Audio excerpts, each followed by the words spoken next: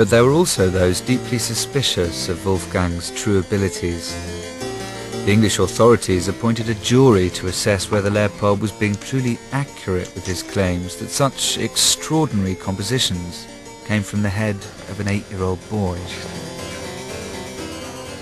I was charged with submitting tests to the Royal Society. I have to say I had doubts as to whether the father was being truly accurate with the boy's age, although he certainly had a most childlike appearance and disposition.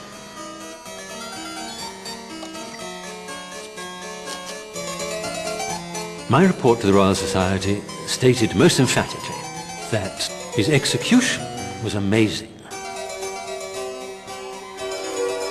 The scale clearly preponderated on the side of Mozart, and that he was as worthy as our own Handel of receiving the title prodigy.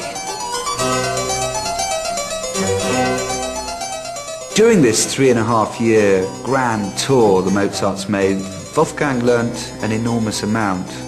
He found how to charm and entertain princes and kings, Louis XV, George III, and also how to transfix a crowd.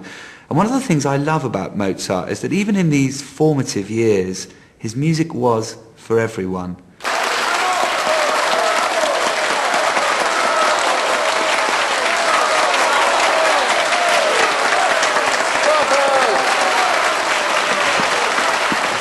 Eventually, he returned to Salzburg a much more complicated child.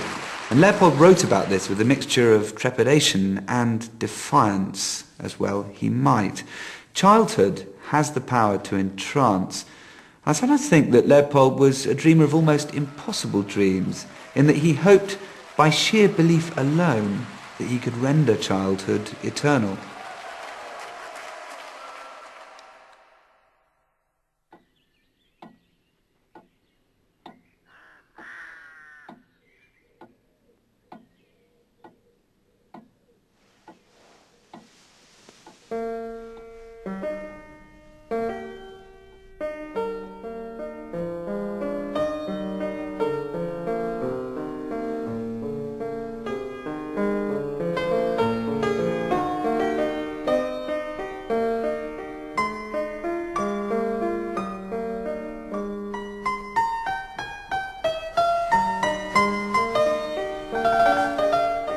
Difficult time.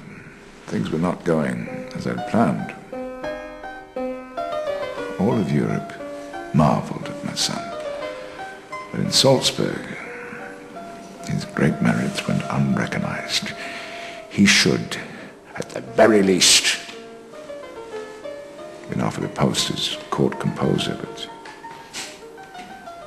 I would sooner trust a horse trader, soothsayer, a mountebank, and one of those seething, envious, backbiting nobles of the court.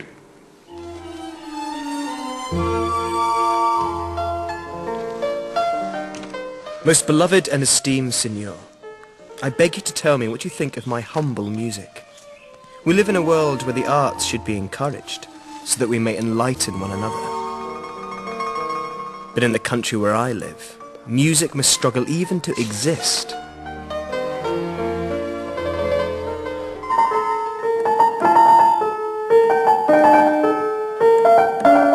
This grand piano that I'm playing on here is really quite a lot like the fortepiano upon which Mozart composed his piano concerto in B-flat when he was 20. The fortepiano was very much his instrument.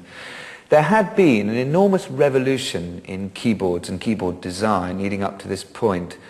There'd been the clavichord, a small domestic instrument where the string is struck but the sound is tiny. Then the harpsichord, the string is plucked but very little potential there for expressive colour.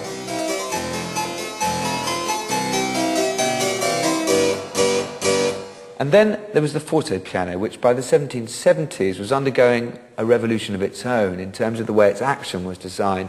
It meant that now you could play the same note repeatedly in a way that you hadn't been able to before. Also, the sound, the depth of expression and possibility was growing all the time with the instrument, and Mozart seized on this.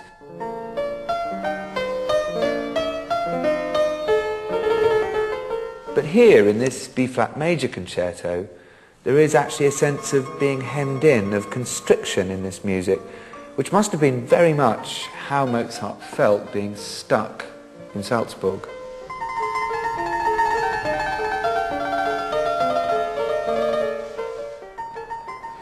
If I'm truthful, my son's temperament contributed towards his frustrations in trying to obtain a permanent position. My son was brilliant, but he could not temper himself. In 1771, a new man came to power in the bishopric, Hieronymus Colloredo, who was less sympathetic to the aspirations of my family. I've always imagined Archbishop Colloredo as rather a narrow, conservative man, jealously guarding his own fiefdom. But in fact, he was a great supporter of the Enlightenment, and he had portraits of two of its heroes, Rousseau and Voltaire, on his study walls, which from time to time he had to cover up in order to avoid offending some of the more conservative burghers of Salzburg. The picture the Mozart family paint of him is obstructive and bullish, unwilling to embrace their grand design. You have to have some sympathy with him, though. They'd returned to Salzburg, having in their eyes conquered the world. He was paying them a perfectly honest salary. Why should he bend his will to their every desire? Oh, Father, I bet you a kreutzer that you can't hit our musical friends from Italy. I'm perplexed at their newfound ascendancy in the diocese. Their playing is sodden with sentimentality. Signor Baldoni has been silenced. I'm serious. The theatres are closed, our concerts curtailed, the mass is shortened. Our prospects do not look good. Your Grace, most worthy Prince of the Holy Roman Empire, my father begs you to allow us to travel for a few months in order that we can make some money.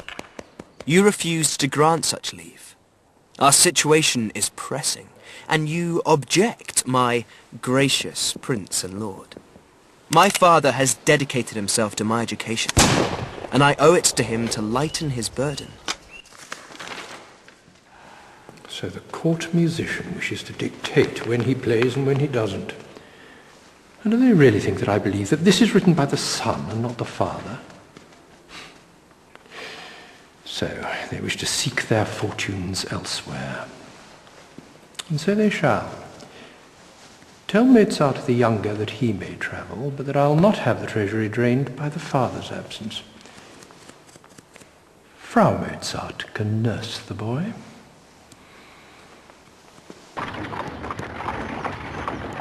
Mozart's liberty was a blow to Leopold. At 21, he'd flown the nest. Frau Mozart was ordered to spy on his every move. Did I tell him to take the straight road from Salzburg to Mannheim? Yes, you did, Father.